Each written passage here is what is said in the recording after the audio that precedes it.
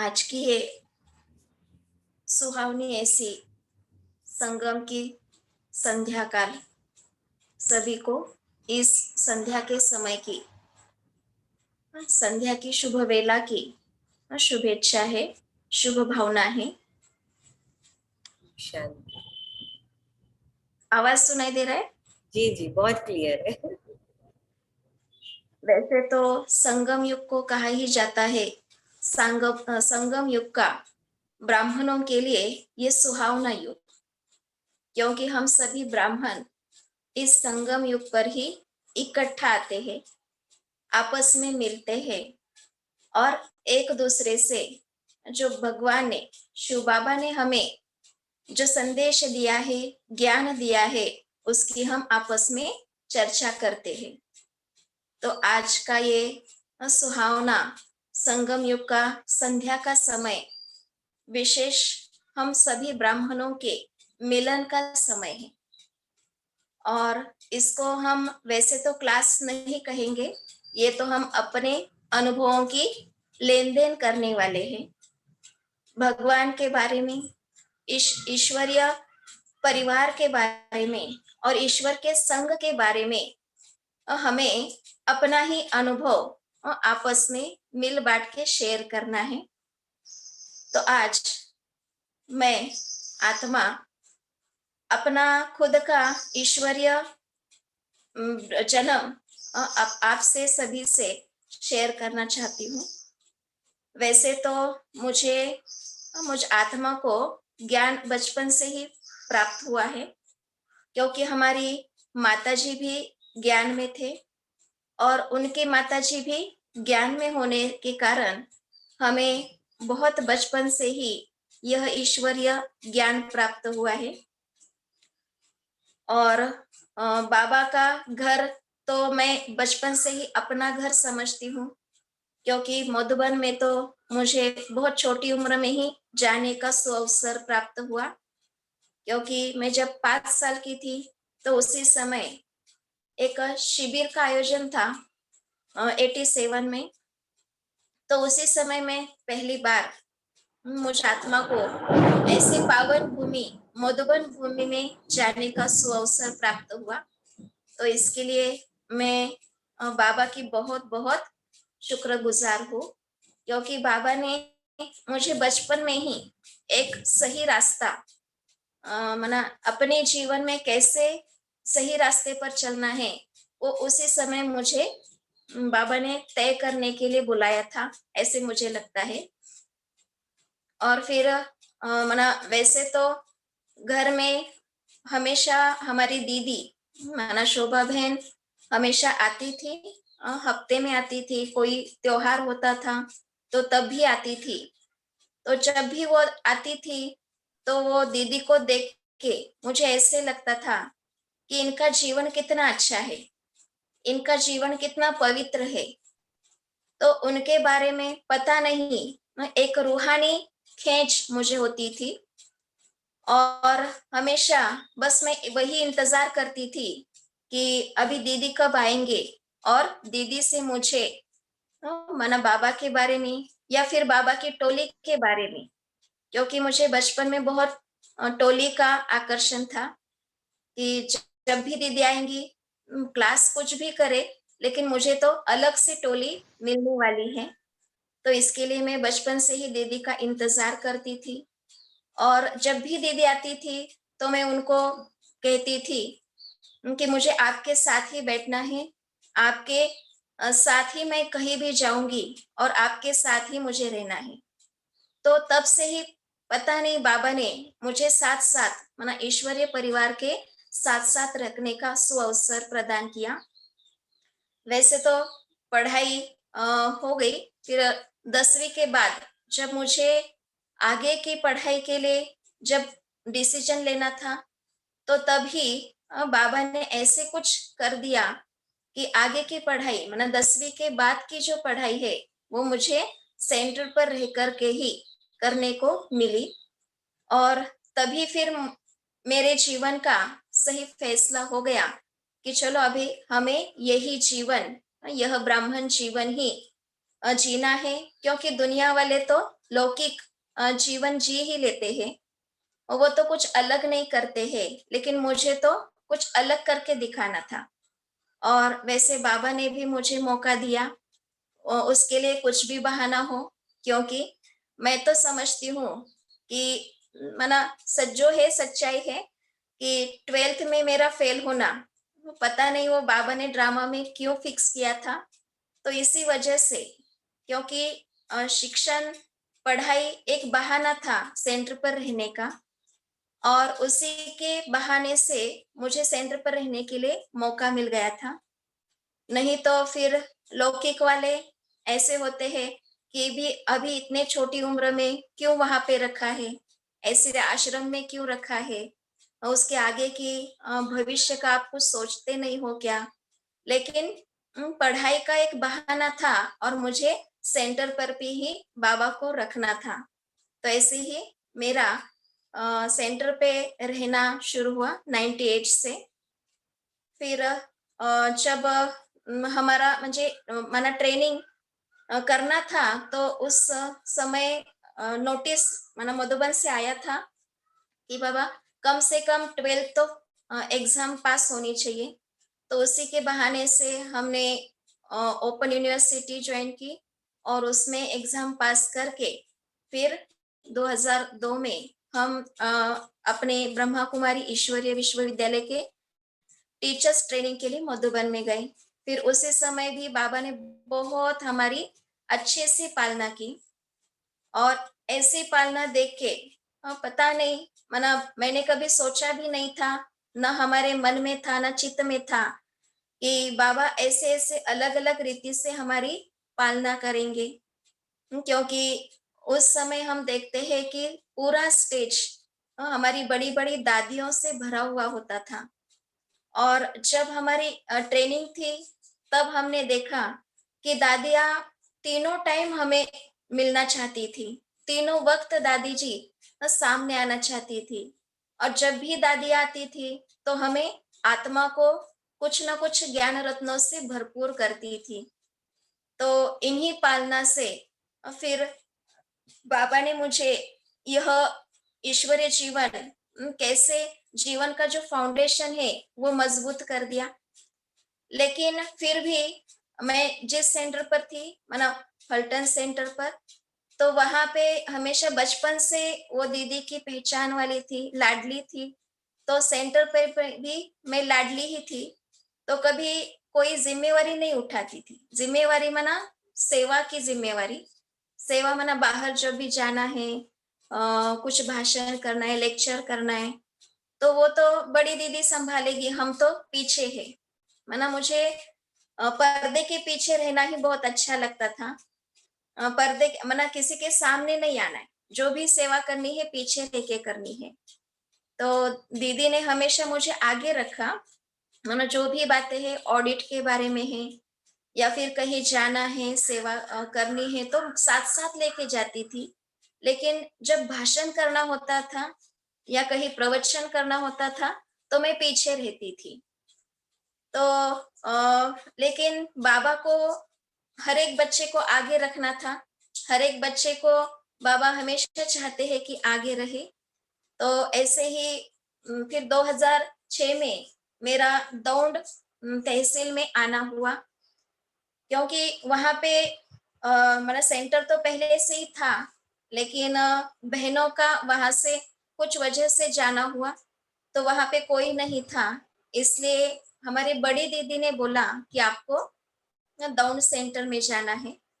तो वहाँ पे भी मैंने एक वायदे से गई थी कि मैं कुछ नहीं करूँगी, बस खाली सेंटर सँभालूँगी, और जो भी आएँगे जिज्ञासु उनको मुरली सुनाऊँगी। तो दीदी ने बोला कोई बात नहीं, वहाँ पे बड़े भाई जी हैं, वो बाकी सभी सेवा सँभालेंगे। लेकिन फिर भी बाबा हुँ, किसी न किसी रूप से हम बच्चों को आगे रखता है, और कोई न कोई ऐसे सपोर्ट भेज देता है जो हम सेवा में आगे चले।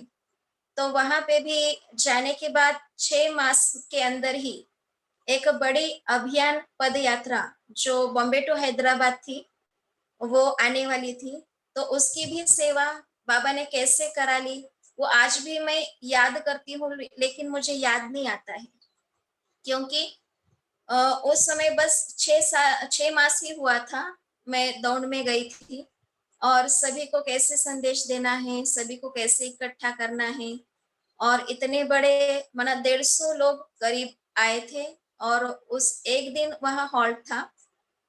वो जो बॉम्बे टू हैदराबाद पदयात्रा अभियान था, अ, उसमें बॉम्बे की भी बहन-जी थी, बड़ी बहन-जी।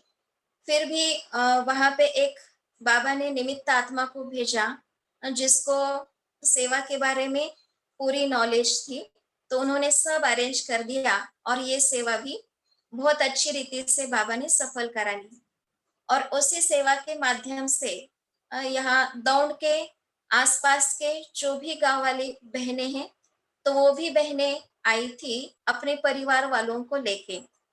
तो उसी समय हमारी बहुत सारी बहनों से मुलाकात भी हुई और पहचान हुई और सेवा कैसे करनी है, तो मैं उन सभी से सीखती रही। तो ऐसे बाबा ने मुझे ज्ञान में लाने के लिए कोई वैसे लौकिक में ज़्यादा दिक्कत नहीं हुई, क्योंकि बचपन से ही ज्ञान था और माताजी उम, बहुत अच्छी सपोर्ट वाली थी, इसलिए मुझे लौकिक वालों की तरफ से कोई ज़्यादा परेशानी नहीं हुई। क्योंकि हम सुनते हैं, देखते हैं कि बहुत बहनों को ज्ञान में चलने के लिए, सेंटर पर आने के लिए बहुत कठिनाइयों से, परेशानियों से गुज़रना होता है। घर वाले मना करते हैं, फिर भी कैसे-कैसे बहनें छिप-छिप के आती हैं। फिर कैसे-कैसे उनको बहुत ड्रामा करना पड़ता है। लेकिन बाबा ने मुझे ऐसे कुछ नहीं करने दिया, तो लौकिक से तो मैं आराम से निकल आई। अभी अलौकिक परिवार से मुझे जो भी संबंध निभाना है, जो भी अलौकिक परिवार से मुझे रिश्ता निभाना है, तो वो कैसे निभाना है, तो बाबा हमेशा मुझे सिखाता रहा और उसके कदमों के ऊपर कदम मैं रखते आगे चलती रही। फिर जब दौड़ में आई, तो सेवा तो करनी थी, क्योंकि दौड़ तो तहसील है। तो ऐसे ही वो पहली बड़ी सेवा हो गई, जो अभियान आया था। फिर उसके बाद दूसरी बड़ी सेवा कराई, जो रेलवे ग्राउंड था, वहाँ पे हमने अमरनाथ शिव जी का 3 दिन का पेंडोल डाला था। तो उस समय से हमारी दौड़ की सेवा शुरू हुई। फिर बहुत सारी आत्माएँ आती थी, पूरा दिन बिज़ी रहते थे। वैसे तो मना शुरू से ही जब दौड़ में आई, तब से भी मैं सेंटर पर अकेले ही थी बाबा के साथ। तो अकेले रहने का बाबा ने मुझे एक पक्का करा दिया कि मैं आपके साथ हूँ, तो कभी डर नहीं लगा, क्योंकि हमारे पड़ोस में भी जो भी थे परिवार वाले बहुत अच्छे थे, इसलिए कभी अकेली का महसूस तो नहीं हुई। और फिर भी कभी-कभी कोई-कोई आत्माएँ आके कहती थी कि जब शेर होता है वो जंगल में अकेला रहता है और हाथी झुंड में रहते हैं। तो ये जब मैं सुनती थी, तो मुझे और उमंग आता था कि चलो, मुझे बाबा ने शेर जैसी हिम्मत दे दी है और इतने दौंड जैसे तहसील में अकेली को सेवा के लिए भेज दिया है। फिर ऐसे ही सेवा करते रहे, तो वहाँ पे मांडवगन फराटा से एक भाई मुझे ऐसे ही मिले। और वहाँ दौड़ में जब हम सेवा करते थे, तो वहाँ की सेवा मुझे पैदल भी करनी थी और साइकिल पे भी करनी थी, क्योंकि हमारी दीदी ने तो हमने देखा है कि उन्होंने तो बैलगाड़ी में भी सेवा की है, ट्रकों में भी जाकर सेवा की है, क्योंकि उस ज़माने में ज़्यादा सुविधाएँ नहीं थी। तो हमने भी यही निश्चय किया कि बाबा की सेवा के लिए हमें चाहे कुछ भी करना पड़े, तो हम कर देंगे। तो वैसे हमने जो हमारी कॉलेज के ज़माने की साइकिल थी, तो साइकिल पर सेवा कर दी। तो उसी समय ऐसे ही मैं जब सेवा के लिए जा रही थी, तो एक भाईजी मिले और उन्होंने देखा अभी यूनिफ़ॉर्म है, बैच है, तो दीदी है, तो वो भी ज्ञान में चलते थे। तो सतीश भाई जी मिले, उन्होंने कहा कि हमारे यहाँ गाँव में भी सेंटर है और हमारी बहनें यहाँ, हमारे यहाँ 4-5 बहनें हैं और हमारी यहाँ की सेवा बहुत अच्छी चल रही है। तो मैंने पूछा क्या-क्या सेवाएँ होती हैं? तो फिर उन्होंने बताया कि हमारे यहाँ 10 क्रिया की सेवा बहुत अच्छी चलती है। अभी मुझे तो पता ही नहीं था ये 10 क्रिया विधि क्या होती है। तो मैंने पूछा कि क्या होता है ये? तो उन्होंने बोला कि आप एक दिन आके देखो कि ये 10 क्रिया विधि का क्या अ, होता है, क्या सेवा होती है, क्या प्रवचन होता है। तो ऐसे ही मुझे एक दिन मौका मिला, वहाँ की बहन जी ने मुझे बुलाया कि ऐसे-ऐसे हमारे अनन्य परिवार के भाई जी हैं, उनके लौकिक पापा ने शरीर छोड़ा है, तो उनका 10वीं कल है, आपको आना है। तो ठीक है, मैंने बोला हम ज़रूर आएँगे।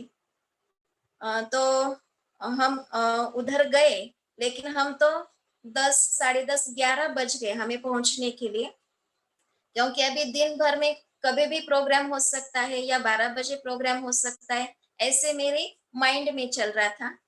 लेकिन वहाँ जाने के बाद पता चला कि अरे! वो 10वां का प्रोग्राम तो कब का खत्म हो चुका। तो मुझे बहुत ऐसे मन में गिल्टी फील हुई कि अरे! ये क्या है? हम प्रोग्राम के लिए आए हैं और यहाँ पे तो प्रोग्राम पूरा ही खत्म हो चुका है। तो उस समय वो दीदी ने बताया कि ये 10वीं का जो प्रोग्राम होता है, 10 विधि का, तो वो सुबह 8 बजे ही शुरू होता है और उसको साढ़े 9, 10 बजे तक खत्म करना होता है। तो फिर मैंने उसकी डिटेल में पूछा कि ये क्या होता है? तब उन्होंने सब बताया कि ये जब कोई इंसान अपना शरीर छोड़ देता है, तो उसके 10 दिन के बाद जो उसके लिए विधि मनाते हैं स्मशान भूमि में जाके, तो विधि ब्राह्मण लोग करते हैं और हमें वहाँ पे जाके उनके जो भी रिलेटिव्स आते हैं, गाँव वाले आते हैं, उनके लिए प्रवचन करना होता है। तब मैंने उस बहन जी को बताया कि आगे से ऐसे कभी भी सेवा होगी तो मुझे ज़रूर बुलाया करो। मुझे भी देखना है ये क्या होता है। लेकिन उसके पहले तो मुझे स्मशान भूमि में जाने की तो बहुत डर लगता था, क्योंकि हमारे यहाँ तो जाते ही नहीं ना, लेडीज़ लोग कभी स्मशान भूमि में जाते ही नहीं हैं। तो फिर भी वो सेवा अभी बाबा की सेवा करनी है, क्योंकि बाबा तो बार-बार कहते हैं मुरली में कि आपको कहाँ भी जाके सेवा करनी है, चाहे मंदिरों में जाओ, चाहे बड़े-बड़े मॉल्स में जाओ या फिर जब भी यात्रा रहती है वहाँ पे जाओ या स्मशान भूमि में जाओ। तो अभी ये स्मशान भूमि की अलग सी सेवा क्या है, किस टाइप से है, वो मुझे देखना था। बहुत एक मन में क्यूरियोसिटी थी, ये क्या होगा? वहाँ पे जाके हमें क्या करना होगा? क्योंकि जिसके भी घर वाले वो गए होंगे तो उनके रिलेटिव्स का वहाँ पे काम होगा, हम वहाँ पे क्या करेंगे? और उनकी माइंड उनकी स्थिति सुनने जैसी होगी क्या? तो ये मेरे दिमाग में चल रहा था। फिर जब ऐसे ही मौका आया, दीदी ने मांडवगन की दीदी ने मुझे बुलाया कि ऐसे-ऐसे है ना? बहुत जगह उनको निमंत्रण होता था, बहुत अलग-अलग गाँवों से, दूर-दूर के गाँवों से निमंत्रण होता था। तो एक दिन मुझे बुलाया कि आपको आना है और उसके लिए आपको एक दिन हॉल्ट के लिए आना है, क्योंकि आपको वहाँ पहुँचने के लिए बहुत समय लगेगा और 8 बजे से ही शुरू होता है। आवाज़ सुनाई दे रही है? पारुल जी पे? जी जी, सुनाई हाँ दे जी, रही हाँ जी। है। क्योंकि यहाँ बारिश हो रही है ना, तो नहीं मुझे नहीं, आवाज़ नहीं। हमको ज्ञान की बारिश ही मिल रही है। अच्छा। तो दीदी ने मुझे बुलाया कि आपको होल्ड करने ही आना है और जो विधि है वो देखनी है। तो मैंने देखा, इतना अच्छी रीति से वो स्मशान भूमि में सभी लोग मनुष्य आत्माएँ इतने मग्न होके ये सुन रहे हैं बाबा का परिचय, बाबा का संदेश। तो मुझे बहुत अच्छा लगा। मुझे आश्चर्य भी लगा कि यहाँ पे ये अलग सी सेवा, और बाबा क्यों बार-बार मुरली में बताता था कि आपको स्मशानों में जाके सेवा करनी है। तो मुझे बहुत अच्छा लगा कि बाबा ऐसा भी मौका हो सकता है, ऐसे भी हमें सेवा करनी होगी। तो उसके आगे मैंने बहुत हिम्मत करके ये सेवा के लिए कदम उठाया क्योंकि इतने बड़े लोगों के सामने, इतने बहुत सारे आत्माओं के सामने बोलने का मैंने कभी सोचा नहीं था। बस परिवार में आते हैं, ब्राह्मण परिवार, उनको कोर्स कराना वो तो बचपन से ही आता था। फिर उनको मुरली सुनाना है, वो भी हम आराम से सुनाते थे। लेकिन इतने हजारों की संख्या में वो भी स्मशान भूमि में जाके हमें सेवा करनी होगी, वो सोच के मुझे पहले तो डर लगा। फिर भी वो दीदी ने हमें मौका दिया, बार बार मौका दिया कि जब भी उनका प्रवचन हो जाता था तो वो कहती थी कि बाद में आपको कमेंट्री करानी है या फिर आपको आपके सेंटर का एड्रेस बताना है। तो वो बोलते समय भी मुझे डर लगता था कि इतनी बड़े बड़े आत्माओं के सामने, इतने बहुत सारे लोगों के सामने हम क्या बोले। क्योंकि स्मशान भूमि में जब भी कोई जाता है तो जब दस्तक्रिया होती है तो वहाँ पे आमदार लोग या बड़े बड़े जो राजनीतिक होते हैं, बड़े बड़े पॉलिटिशियन आत्माएं होते हैं, वो भी वहाँ पे उपस्थित होते हैं और उनके सामने हमें बोलना है। लेकिन ऐसे करते करते बाबा ने हिम्मत दे दी और वो दीदी ने भी मुझे बहुत अच्छा सपोर्ट किया और ये सेवा मुझे सिखा दी। तो फिर दौड़ के बाद हम 2011 में इस पारगांव सेंटर पर आए। और यहाँ आने के बाद ये सेवा और बहुत बढ़ती गई और ये सेवा करने के लिए बहुत दूर दूर से निमंत्रण आते हैं। और यहाँ सेवा के लिए जाने के लिए अगर आपके पास फोर व्हीलर व्हीलर नहीं है तो वो लोग खुद होके भेज देते हैं, और नहीं तो फिर हम अपने हिसाब से अपने ही टू व्हीलर पर जाना होता है। तो ये सेवा का जो मौका है, चांस है, तो बाबा ने मुझे सिखाया। इसके लिए मैं बाबा की बहुत बहुत आभारी हूँ, क्योंकि ये सेवा से मुझे बहुत कुछ सीखने को मिला। और इस साइड में यही सेवा से यहाँ की जो भी सेंटर्स है या गीता पाठशाला है या क्लासेस है, तो इसी सेवा की वजह से खुलते हैं। और ऐसी सेवा करने का मौका बाबा ने मुझे दे दिया। और वैसे तो गांव में अभी दौंड तो वैसे तहसील था, लेकिन पारगांव तो बहुत छोटा गांव है। जैसे आपका कोई एक कस्बा होगा बम्बई का, क्योंकि यहाँ पे तो ज्यादा लोग नहीं, बस 10-15 हजार लोगों की रहने का ये छोटा सा गांव है। फिर भी यहाँ के आसपास में बहुत छोटे छोटे बाड़ियां बस्तियां होती है, तो वहां जाके सेवा करना होता है। कोर्स करना अगर होगा तो शाम के समय या रात के समय ही कोर्स करनी है, क्योंकि पूरे दिन में कोई मिलेंगे नहीं, क्योंकि सभी किसान हैं। और हमारा भाग्य कहो या पारगांव का भाग्य कहो कि हम भीमा नदी के तट पर रहते हैं। तो भीमा नदी हमेशा ही बहती रहती है, क्योंकि पूना से पानी जो भी आता है तो भीमा नदी में ही आता है। और इस नदी में पूरे साल भर पानी रहता है। इसकी वजह से यहाँ का किसान हमेशा खेतों में बिजी रहता है। तो अगर पूरे दिन में हम सेवा के लिए कहाँ जाना भी चाहे तो भी सेवा नहीं कर सकते, क्योंकि सभी खेतों में जाते हैं।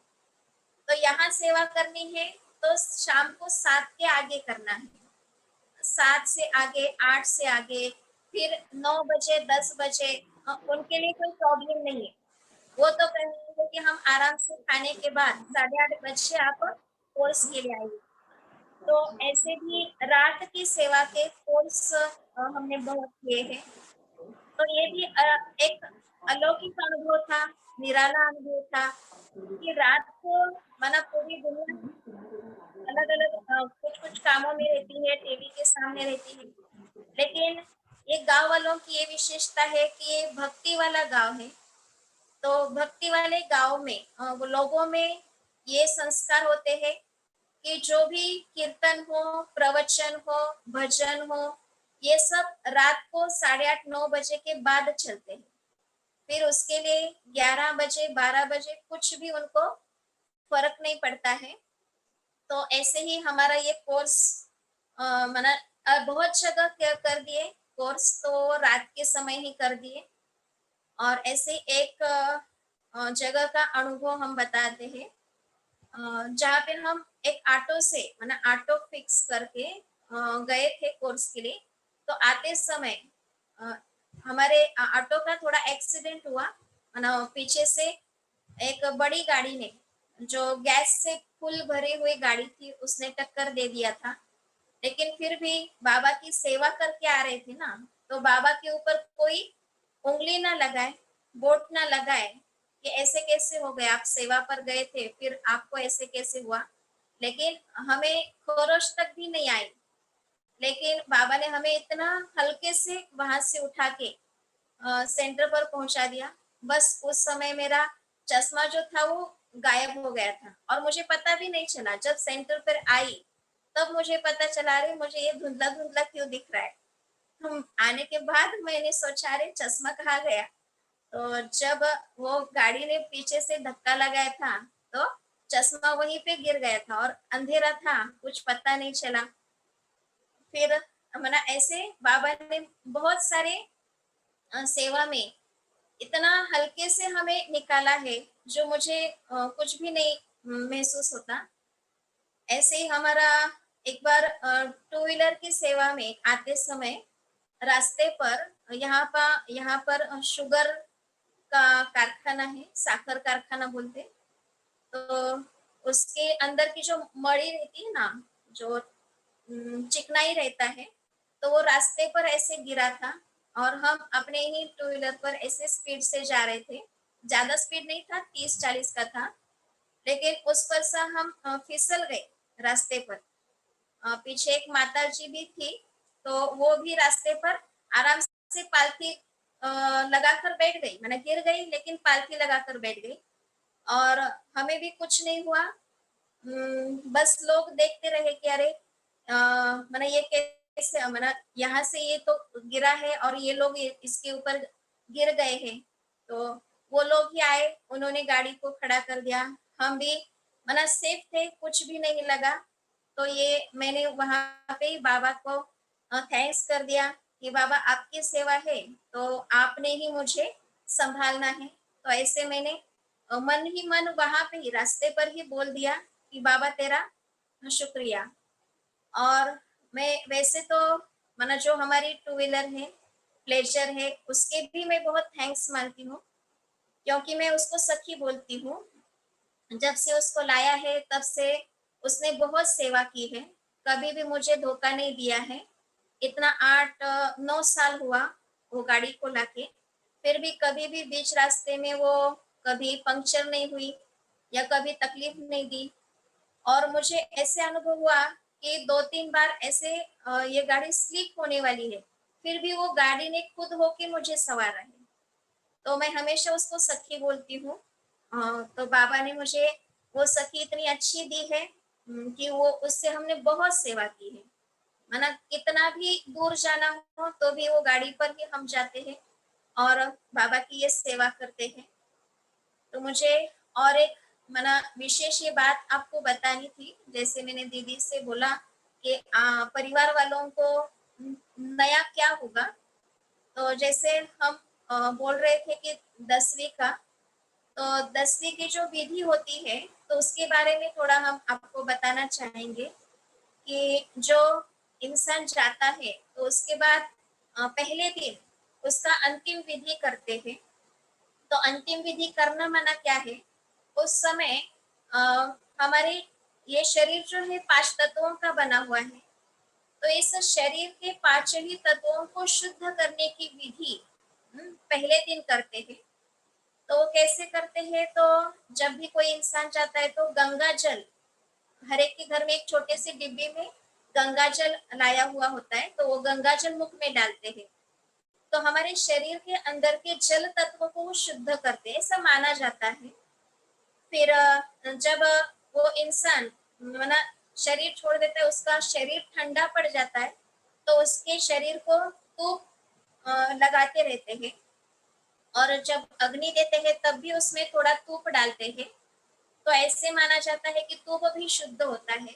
जब भी होम हवन होता है तो उसमें भी घी डालते हैं ना, तो ऐसे ही इस शरीर को, बॉडी को भी घी लगाते हैं, और जब उसको अग्नि देते हैं उस समय में भी उसमें घी डालते हैं। तो ऐसे समझ में आता है कि अग्नि तत्व को शुद्ध करने की ये विधि है। फिर तुलसी पत्र, तुलसी का पत्ता जो होता है वो भी मुख में डालते हैं। जो भी इंसान आत्मा ने शरीर छोड़ा है उसके शरीर के मुख में तुलसी पत्ता डालते हैं, क्योंकि ऐसे समझा जाता है कि ये आकाश तत्व को शुद्ध करता है। फिर जब अग्नि देते हैं तो चंदन का एक लकड़ी, है ना, जिसके हिसाब से जिसकी जितनी ऐपत हो उसके हिसाब से चंदन की एक लकड़ी भी उसमें डाली जाती है। तो ये भी उनकी समझ है कि चंदन इतना प्योर है, इतना शुद्ध है, जो चंदन को घिस के मंदिरों में वो मूर्ति को लगाते हैं, अपने माथे पर लगाते हैं, और वो चंदन हर एक को सुगंधित कर देता है। तो ऐसे चंदन की लकड़ी भी जो अग्नि संस्कार की विधि होती है उसमें एक तो डाली जाती है। तो इसका भी मतलब है कि वो चंदन की लकड़ी पूरे वातावरण को शुद्ध बनाती है, तो ये वायु तत्व को शुद्ध कर देती है, इसलिए चंदन की लकड़ी उसमें डाली जाती है। फिर लास्ट में जब अस्थियां निकालते हैं, जिसको हम कहते हैं सावड़न, तो उस समय अस्थियां निकालते हैं और वो अस्थियों को एक मटके में रख के फिर उसको ऐसे संगम की जगह जाके उसको विसर्जित करते हैं। तो अस्थि विसर्जन करना माना ये पृथ्वी तत्व को शुद्ध करना। और संगम की जगह ही क्यों? क्योंकि संगम का जहाँ पे भी नदियों का मिलन होता है, तो ऐसे संगम को भी शुद्ध माना जाता है, स्वच्छ माना जाता है, इसलिए संगम के इधर जाके लोग स्नान करते हैं।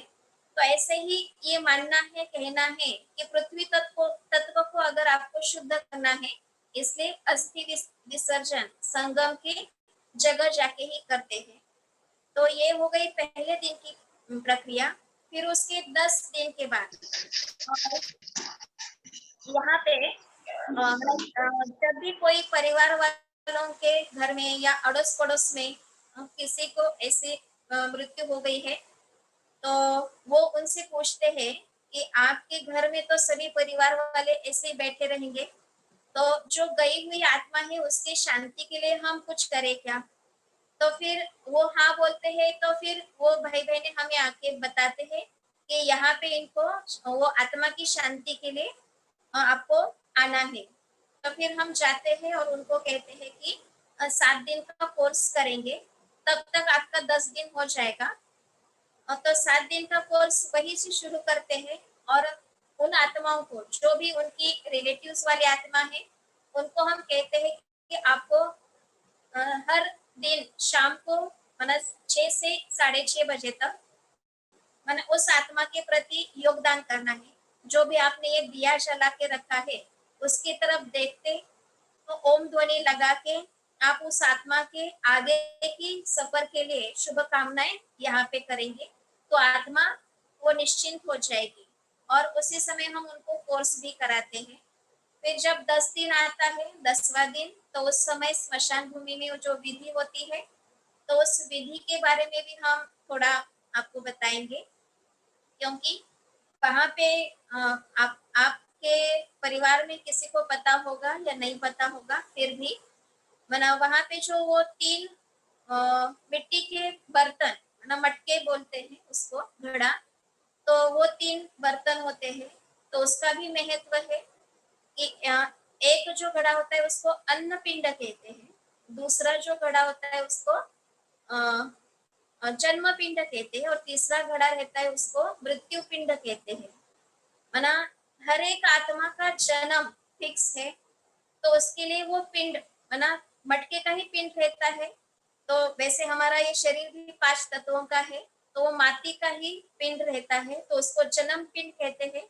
फिर दूसरा जो फिक्स होता है वो अन्न पिंड। अन्न पिंड माना हर एक आत्मा आते समय अपना अपना राशन लेकर आती है। तो हम देखते हैं कि कोई कोई आत्माएं मना शरीर तो बहुत देर से छोड़ती है, लेकिन 15 दिन से 1 मास से कुछ भी उनके शरीर के अंदर, पेट के अंदर कुछ खान पान नहीं जाता है, बस वो पानी पीते हैं या फिर ऑक्सीजन पर रहते हैं। तो इसका मतलब उनका राशन जो लाया था वो खत्म हो गया, इसलिए वो अभी पानी पर जी रहे हैं या फिर ऑक्सीजन पर जी रहे हैं। तो माना वो राशन का भी हम लेके आए हैं।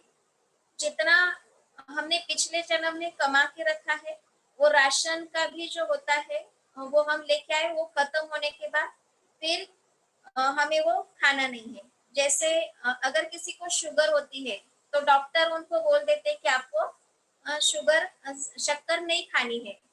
मतलब उन्होंने शुगर का राशन इतना ही लाया था, अभी वो खत्म हो गया, अभी इसके आगे उसको ज्यादा उसका स्वाद नहीं लेना है। तो इसका मतलब है कि जो भी हम राशन लेके आते हैं वो अन्न पिंड के यहाँ खत्म हो जाता है।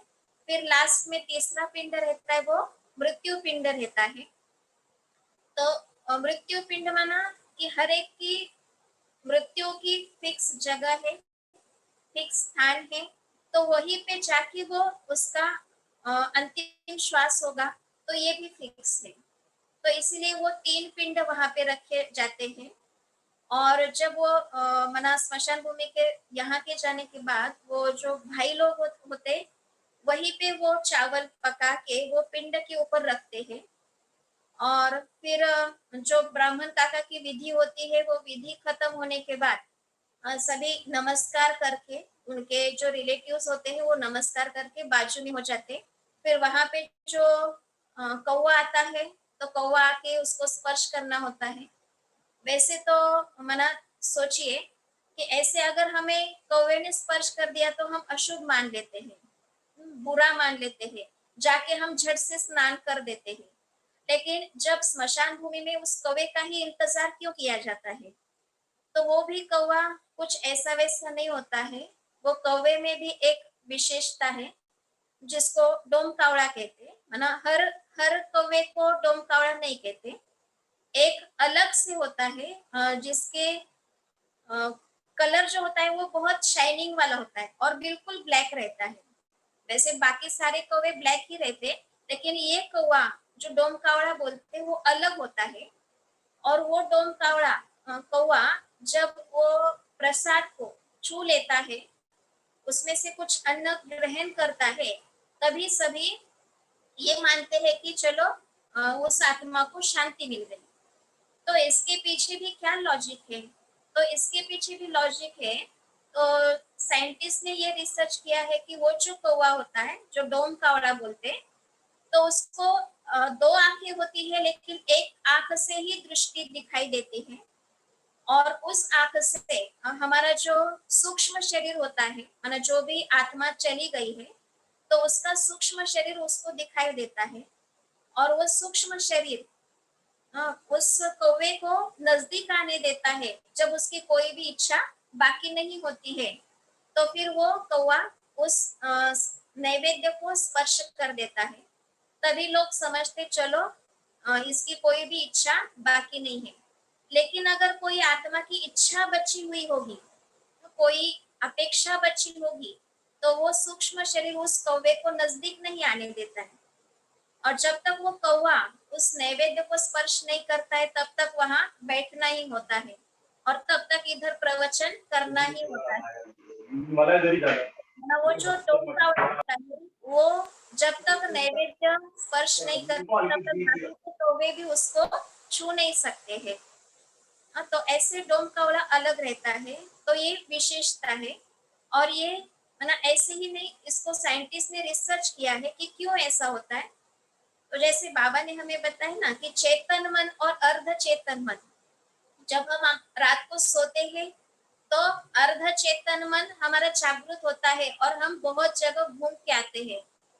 तो ऐसे ही वो जो सूक्ष्म शरीर होता है, वो सूक्ष्म शरीर ही है ना अपनी इच्छाएं व्यतीत करता है, प्रकट करता है उन 10-12 दिनों में। और उस 12 दिनों में ही वो आत्मा देखती है कि हमारे घर का माहौल कैसा है, हमारे घर वाले हमारे पीछे क्या कर रहे हैं। आणि आपल्या प्रेमा ये यहाँ पे ये रस्म है कि कोर्स करेंगे या कुछ अच्छा भजन करेंगे, तो उस आत्मा को जल्दी शांति मिलेगी। तो ऐसे ही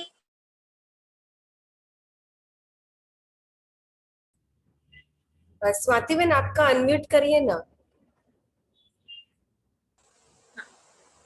जी जी। तो इधर जो प्रवचन की सेवा होती है, फिर उसके जब कौवा उस नैवेद्य को स्पर्श करता है तो इधर हमें अपना प्रवचन स्टॉप करना होता है। फिर हम लास्ट में उस आत्मा को शिव बाबा के सामने लेके शांति का दान देते हैं। फिर लास्ट में सभी को कमेंट्री कराते हैं कि उस आत्मा को हम शांति की महसूसता कराएं। तो ये विधि मतलब इधर के साइड के लोगों को इतनी अच्छी लगी, इसलिए पहले जो ज्यादा प्रवचन होते थे, कीर्तन होते थे, तो उसमें तो बार बार वही वही रिपीट होता था, शास्त्र ही बताते थे, या तुकाराम महाराज ने ऐसे बोला, फिर ज्ञानोबा माउली ने ऐसे बोला, और शास्त्र का ही कथन होता था। लेकिन जो कथन करता था वो प्रैक्टिकल में कुछ भी जीवन में नहीं लाता है। लेकिन जब देखा कि ये बहनें तो हमें कुछ नया नया हर बार नया नया बना सुनाती है और इनके जीवन में प्रैक्टिकल में है, तो इसलिए इधर के बहुत सारे लोगों ने वो कीर्तन और जो भजन रहता है वो स्टॉप करके, मतलब ज्यादातर हम बहनों को ही इनवाइट करते हैं, क्योंकि हम उनसे ज्यादा कुछ अपेक्षा भी नहीं रखते हैं कि आप हमें कुछ उसके बदले दो या ना दो, क्योंकि हमें तो बस सेवा के लिए बहुत अच्छा वहां स्टेज मिलता है, इतनी बहुत सारी आत्माएं मिलती है, बस हम इसी में खुश होते हैं। इसलिए ये सेवा यहाँ पे बहुत अच्छी रीति से चलती है। तो बस आपको इसी सेवा के बारे में ज्यादा बताना था। और फिर यहाँ आने के बाद मुझे दूसरी सेवा की जिम्मेवारी भी बहन जी ने दी, आदरणीय सुनंदा दीदी ने, कि गांव का गांव की एरिया टाइम है ना। हाँ हाँ है। हाँ, गांव की एरिया होने की वजह से बहन जी ने एक दो बार आके देखा कि कितने किसान हैं। तो दीदी ने मुझे कहा कि आपको तो ग्राम विकास का मेंबर बनना चाहिए। तो ग्राम विकास का मेंबर, मैंने तो पहले सोचा कि हमें तो खेती नहीं है, खेती के बारे में कुछ पता नहीं है, ना हम कभी खेती में गए हैं, ना वो क्या तन कैसे निकालना है ये पता है। फिर भी दीदी ने जिम्मेवारी दी है तो होगा कुछ, बाबा कुछ तो हमारे से करा लेगा। तो फिर ऐसे ग्राम विकास की मेंबर होने के बाद फिर जब भी हमने एनुअल मीटिंग जो मधुबन से रहती है, हर साल अलग अलग जगह होती है, तो एनुअल मीटिंग एक दो बार अटेंड करने के बाद हम मना यही हर बार राजू भाई जी और आदरणीय सरला बहन जी यही कहते हैं कि आपको अपने जो परिवार वाले किसान होते हैं उनको मोटिवेट करना है यौगिक खेती करने के लिए। तो मैंने सोचा कि यौगिक खेती के लिए हम मोटिवेट कैसे करें, हमें तो पता ही नहीं है। तो प्रैक्टिकल में हमें खुद को करना करके देखना होगा, तभी हम दूसरों को बता सकते। तो फिर हमने हमारे परिवार में एक भाई जी आते हैं, तो उनकी बहुत सारी खेती है, तो उनको कहा कि हमें ऐसे यौगिक खेती करनी है, ऑर्गेनिक खेती और यौगिक खेती। तो उन्होंने हमें ऐसी थोड़ी सी जगह दी खेती में ही, तो आपको जो चाहिए आप कर सकते हैं। तो हमने प्रैक्टिकल में वो सब करके देखा। पहले तो सारी सब्जियां लगाई थी, तो इतनी सब्जियां आने लगी, इतनी सब्जियां आने लगी, पता नहीं अभी इसका क्या करें। अभी बेच तो नहीं सकते, लेकिन परिवार वालों को दे के भी कितना देंगे, क्योंकि हर एक की खेती में भी अपना अपना रहता है ना। तो फिर ऐसे ही हमने खेती में बहुत ट्राई किया। तो पहले हमने बहुत सारे ये लगाए थे, बैंगन लगाया था, करेला लगाया था, टमाटर लगाया था। वो तो नहीं, ये तो अपने गार्डन के हैं, माने सेंटर के बाजू में गार्डन है, तो गार्डन में ये सब निकला हुआ है जो अभी आपको फोटो दिखा रहे हैं। तो हमने खेती में गेहूं भी निकाला, 3 साल गेहूं किया, फिर सोयाबीन भी निकाला, फिर मूंग जो रहता है तो वो भी निकाला। तब हमें पता चला कि सच्ची में योग में कितनी शक्ति है और यौगिक खेती क्यों हमें चाहिए, क्योंकि अभी आने वाली दुनिया तो सतयुगी दुनिया है, और सतयुग में देवी देवताओं को तो केमिकल वाला हम खाना नहीं खिलाएंगे। तो हर बार मीटिंग में यही होता था कि हमारे लिए ही हमें इस जमीन को बिगर केमिकल का बनाना है। तो सभी किसानों को आपको यही मोटिवेट करना है कि कोई भी केमिकल ना डाले, आपको जो भी करना है ऑर्गेनिक से करे और मेडिटेशन से करे। तो हमने सच्ची में प्रैक्टिकल में गेहूं के बारे में देखा, कैसे ही गेहूं का बीच वाला समय था, जब वो दाना परिपक्व बनने वाला था, तो तभी बारिश हो गई। सब जगह की गेहूं ऐसे खराब हो गए, थोड़े से सफेद जैसे और खराब हो गए। लेकिन हमारा जो गेहूं था, बाबा का जो गेहूं था, उसको हमने ऑर्गेनिक खाद डाला था और मेडिटेशन था, वहां पे झंडा लगाया था। तो वो जब गेहूं निकला, तो वो जो माताजी थे, मना जिनकी खेती थी, वो माताजी बार बार हमें यही पूछ रही थी कि आपका गेहूं इतना चमकीला कैसे है और इतना अच्छा कैसे है। आपके खेती के मना उस टुकड़े के बाजू में ही हमारा भी गेहूं था, लेकिन हमारा गेहूं सफेद क्यों है और उसके ऊपर कोई चमक नहीं है, वो कुछ ऐसे शक्तिशाली नहीं लग रहा है। तो तब तब मुझे मतलब पूरा पक्का यकीन हो गया कि सच्ची में जो बाबा कहते कि वनस्पतियों को भी भावना होती है, और वो भावना हम योग के माध्यम से वो वनस्पतियों को देते हैं और वो भी एक्सेप्ट कर लेते हैं। तो तब से हमने मतलब कुछ ना कुछ तो लगाना है, कुछ तो करना है, और हमारे लिए, खुद के लिए, भविष्य के लिए, सतयुग के लिए हमें ऑर्गेनिक जमीन तैयार करनी है और ऑर्गेनिक पेड़ पौधे लगाने हैं। तो लेकिन 3 साल ही वो खेती हम कर पाए, उसके बाद वो भाई जी ने शरीर छोड़ दिया। आगे तो हम फिर ज्यादा नहीं कर सके, क्योंकि उस समय सेंटर पर भी हम 2-3 बहनें थे, एक भाई जी थे। लेकिन बाद में विस्तार बढ़ गया, तो फिर वो बहनें भी गए, भाई जी भी अभी जगदम्बा भवन में सेवा के लिए गए हैं। तो अभी तो फिलहाल हम अकेले हैं और हमारी माता जी हैं। तो बाबा के साथ हमने फिर खेती के बारे में छोड़ दिया, तो हमने सेंटर के बाजू में जो भी गार्डन है, वहां पे ये सब लगाया। तो इस गार्डन में हम हर बार अभी कुछ ना फोटो कुछ। शेयर करूँ क्या? हाँ, जरूर जरूर। आप बोलेंगे वो भी सुनाई देगा वैसे। हाँ, जरूर जरूर। जी।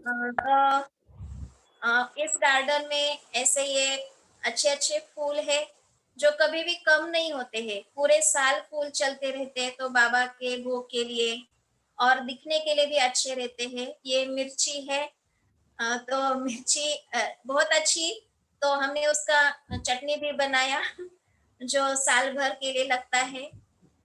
और यहाँ पे बहुत सारे फली जो रहते हैं वो भी है, ये सीताफल है, इतना है कि हम 3 टाइम खाते हैं, 3 वक्त खाते हैं, सभी परिवार को भोग में देते हैं, तो भी खत्म नहीं होता, इतना सीताफल आता है। फिर ये पेरू भी है, ये भी छोटा पेड़ है लेकिन उसको बहुत अच्छे लगते हैं। ये करेला है मतलब साइज बहुत अच्छा था उसका, शाइनिंग भी अच्छा था। ये क्या बोलेंगे इसको, भोपला ये क्या, भोपला ना? हाँ, काशी काशी भोपड़ा काशी फल भोपड़ा। तो इसके बारे में भी एक सुनाती हूँ। माना हमारे यहाँ पे एक नीम का पेड़ है, और पेड़ के बाजू में ही इसका बेली लगी है ना, तो पेड़ के ऊपर वो बेल चढ़ गया, और ऊपर भी एक ये भोपड़ा आया था, और किसी को पता नहीं था, और बड़ा हो गया था। उसके बहुत वो पेड़ के पत्ते इतने थे कि वो भोपड़ा दिखाई नहीं दे रहा था। तो एक दिन सपने में ही अमृत वेला के बाद मुझे ऐसे लगा, बाबा ने टच किया, अरे आपके गार्डन में ऐसे बहुत सारे भोपड़े ऊपर भी लटक रहे हैं। तो फिर मैंने दूसरे दिन माताजी को बोला, ऐसे क्यों सपना आया था कि ऐसे है भोपड़ा, कुछ इधर इधर उधर लटका है, क्योंकि लटके हुए तो हमने देखे नहीं, सब नीचे ही रहते, उसका वेट ज्यादा रहता है ना। तो फिर माताजी ऐसे ही वो गार्डन में कुछ घास निकालने गई थी, तो उन्होंने सच में ऊपर देखा, तो वो पेड़ के मना ऐसे 3 टहने होते हैं, उस टहने के ऊपर वो भोपड़ा बहुत अच्छी रीति से सेफ से आराम से बैठा था, जैसे एक बंदर बैठता है ना तो वो किसी को दिखाई नहीं दिया, लेकिन वो सपने में आके बाबा ने टच कराया कि अरे उधर भी एक भोपड़ा है तो फिर वो भी बहुत अच्छा, ये पेरू है। ये भी बहुत आते हैं साल में। अभी ऑक्सीजन की देखो कितनी कमी है सब जगह, लेकिन हमारे यहाँ पे ऑक्सीजन की कभी कमी होती नहीं, क्योंकि तुलसी के पेड़ बहुत है। तो ऐसे बाबा ने ऐसे सुंदर जगह पे सेवा के लिए मौका दिया है। ऐसे हम प्रैक्टिकल में ये ऑर्गेनिक खेती और योगी खेती करते हैं। ये तो स्वीट कॉर्न पे है, और ये कलिंगड़ जो है वो दीपावली के समय निकला हुआ है। मना ऐसे ही वो आया था, तो मना कोई भी समय कोई भी मौके पर आता है तो सभी हैरान होते हैं, अरे आपके इधर ये सब आता कैसे? ये अभी के आम है, आप सभी के लिए भेज रहे हैं। अभी पेड़ को आम लगे हैं, तो वो आम और ये 3 साल का ही, और ये क्या बोलते हैं, स्वीट पोटैटो ना। हाँ, स्वीट पोटैटो। हाँ, तो ये भी बहुत इसका चमत्कार है कि यहाँ पे वो क्या घुस बोलते हैं ना, घुस, जो जमीन के अंदर बहुत बड़ा बड़ा ये करते हैं ना होल, तो उनको पता ही नहीं था। कितना 4 मास से वो लगाया हुआ है, लेकिन उनको पता ही नहीं था। और शिवरात्रि के समय इसका भोग लगाना था, स्वीट पोटैटो का, और सभी को भोग खिलाना था। तो उस समय ये इतना सारा निकला, माना ये आधे का ही निकला है, अभी आधा तो बाकी है। तो तब तक उन घुस को कुछ पता नहीं था कि यहाँ पे स्वीट पोटैटो है। लेकिन जब हमने वो पहली बार शिव बाबा के भोग के लिए निकाला, इतना आधा निकाला, तो उसके बाद उनको पता चला, तो वो हर रोज थोड़ा थोड़ा खाने लगे। फिर हमने बाकी बचा हुआ आधा निकाला ना, तब तक उसको सेफ रखा, और इतने बड़े बड़े स्वीट पोटैटो हो गए बाबा के गार्डन में, वो भी यौगिक है। तो ऐसे ये यौगिक खेती का भी बहुत अच्छा अनुभव है। अभी तो समय की सीमा है, तो यहीं पे हम अपने इस अनुभव को पूर्ण विराम लगाते हैं। ओम शांति। ओम शांति। मीनाक्षी बहन, आपका अनम्यूट करो। मीनाक्षी बहन, अनम्यूट करो। हाँ, आपका आवाज का ये अनम्यूट करो।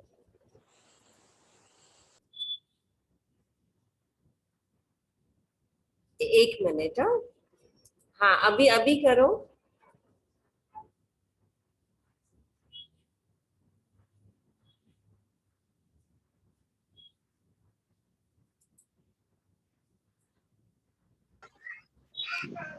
हाँ, ओम शांति। ओम शांति। ओम शांति। Ben Om Shanti, Parul Ben Om Shanti. आपकी आवाज सबको सुनाई दे रही है। हाँ, सुनाई दे और ना। आप दिखाई भी दे रहे हो सबको। अच्छा अच्छा, हाँ, थैंक यू। ओम शांति। थैंक ओम यू। शांति। स्वाति बहन का क्लास सबको अच्छा लगा, बहुत अच्छा लगा। चलो अच्छा। भावना अभी स्वाति बेन गोराई में आ गई। हाँ, हाँ, देखो हेलो। आपने गोराई में भेज दिया उनको।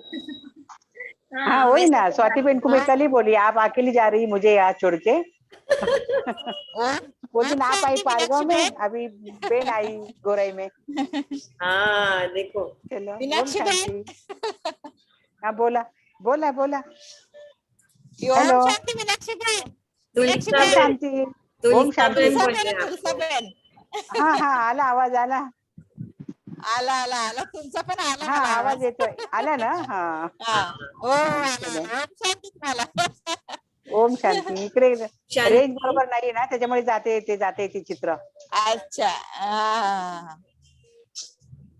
आणि कोण भावनाबेन, सुमनबेन त्यांना येत हाँ, सब है ना. ओम शांति मीनाक्षी बहन. ओम शांती. कविता बेन, आवाजाचं काय झालं? हॅलो अभी मैं हॅलो, कविता. बऱ्या आहेत ना? हाँ बरे. आता आता आता हे कर ना, सगळ्यांचे दिसेल असं. हाँ ओम शांति. अभी मैं कविता किरण बहन भाई. को बोलूंगी हाँ स्वाति बहन का थोड़ा परिचय दे, और मनीषा बहन भी बाबा को, स्वाति बहन को थैंक्स भी करेंगे। स्वाती. ओम शांति. आज हम सबको बेहद खुशी हुई कि हमारे बीच आदरणीय स्वाति बहन उपस्थित है, और बहुत सुंदर उन्होंने हमको गांव की यात्रा कराई। हम सभी गांव के स्थान पर पहुंच गए। स्वाति बहन के लिए हम यही कहेंगे, झूम रही है ये धरा, झूम रहा है गगन, महक रहा है चमन, बह रही है शीतल पवन, भाव विभोर हो रहे हैं स्नेह भरे हर मन। स्वाति दीदी, आपका स्वागत है इस ज्ञान गुलशन बुराई परिवार के अंदर। आपके संक्षिप्त परिचय में यही कहना चाहूंगी, वैसे तो काफी कुछ हमने सुना, फिर भी हम एक बार सुनते हैं। बाल्यकाल से ही आप इस ज्ञान मार्ग में चल रहे हैं। उम्र केवल 5 वर्ष की और करीब 23 वर्षों से ईश्वरीय सेवा में आपने अपने जीवन को समर्पित किया। वर्तमान समय 9 साल से पूना के अंदर पारगांव सेवा केंद्र के अंदर आप बहुत सुंदर कुशल संचालन जो है सेवाओं का कर रहे हैं। और गांव-गांव में जाकर शमशान में प्रवचन करना, ये वहाँ की विशेष सेवा रहती है, जहाँ एक समय पर 3 से 4 हजार भाई बहनें जो है वो एकत्रित होते हैं। और ये एक बहुत सुंदर मौका होता है सेवाओं का और संगठन का। गांव का स्थान होने पर वहां पर ट्रांसपोर्ट आदि का भी अभाव होता है, फिर भी वहां की सेवाएं जारी रहती है। हमने सुना कि पूरा दिन तो हम सेवा नहीं कर सकते, लेकिन रात्रि के समय पर जैसे 7 से 10 या 11 बजे तक भी वहां पर सेवा जो है वो चलती रहती है। साथ साथ आप ग्राम विकास विभाग के भी मेंबर है और आपने प्रैक्टिकल में 3 साल तक यौगिक खेती भी की है।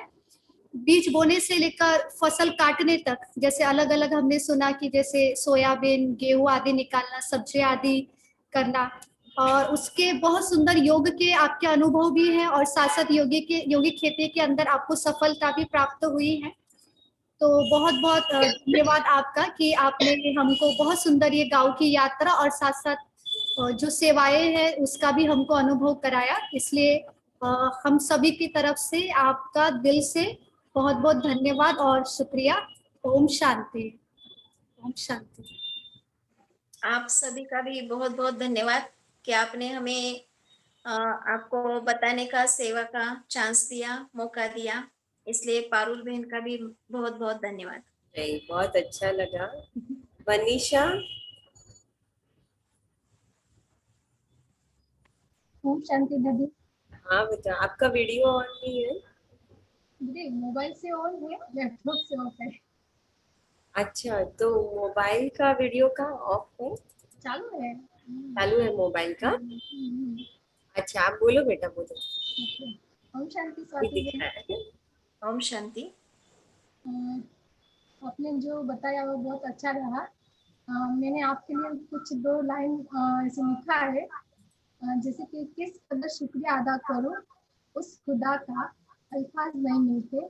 इस घड़ी को बेहतरीन और खूबसूरत बनाने के वास्ते आपने इस अलौकिक परिवार में इस फरिश्ते को भेजकर इस महफिल को 4 चांद लगाने के लिए खूब खूब धन्यवाद। ओम शांति। शांति।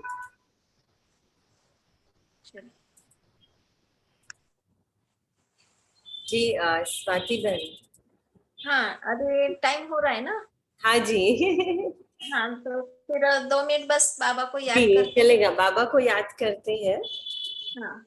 अच्छा, और आप यहाँ पे भी अभी वाइब्रेशन देना। और हमारे मीनाक्षी बहन हमेशा वैसे भी याद करते हमेशा। हाँ, बताते हैं। तो इसीलिए हम उनको भी बोलेंगे कि कहीं ना कहीं रोज ये करें,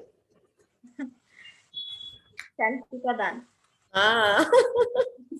हम उनको बोलेंगे मीनाक्षी बहन को कि जल्दी ये बीमारी भागे, तो हम भी अभी गांव में सारे पहुंचेंगे, है ना किरण भाई? जरूर जरूर।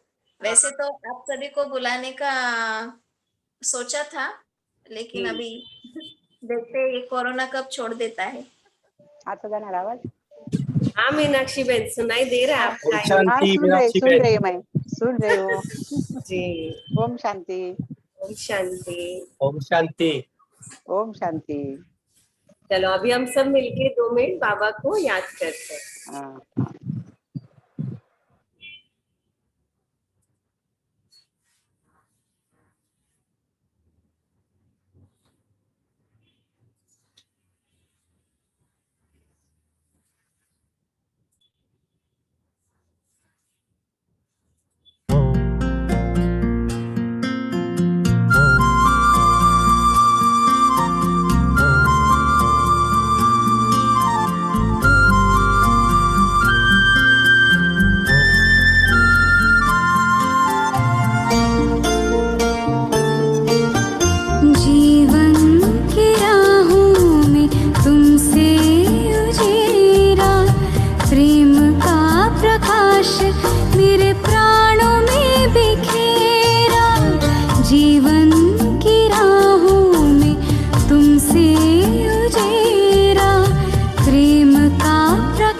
प्रकाश मेरे प्राणों में बिखेरा, आंचल में भर के कहा लाल मेरा, आंचल में भर के कहा लाल मेरा। धन्यवाद तेरा प्रभु, धन्यवाद तेरा, धन्यवाद तेरा प्रभु, धन्यवाद तेरा। धन्यवाद धन्यवाद धन्यवाद तेरा, धन्यवाद धन्यवाद धन्यवाद तेरा।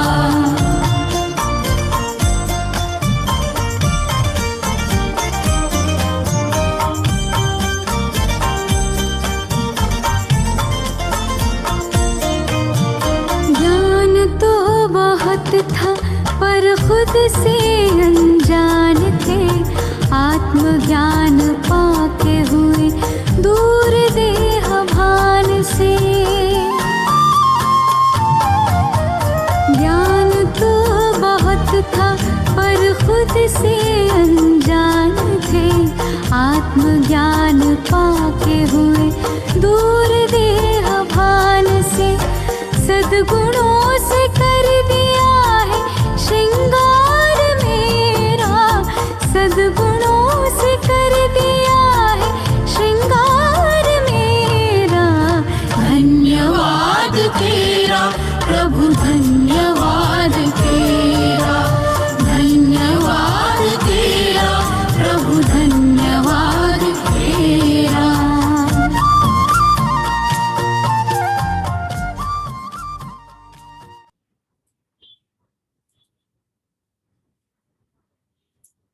ओम शांति स्वाति बहन, आपका अनम्यूट। हाँ, अभी हम गांव में खेती सीखने आएंगे आपसे, पूरी खेती। जरूर जरूर। खेती सीखने नहीं, खेती का खाने के लिए। सीखने भी आएंगे, खाने भी आएंगे। जरूर जरूर। बहुत अच्छा लगा। ओम शांति। अच्छा लगा। Thank you Baba.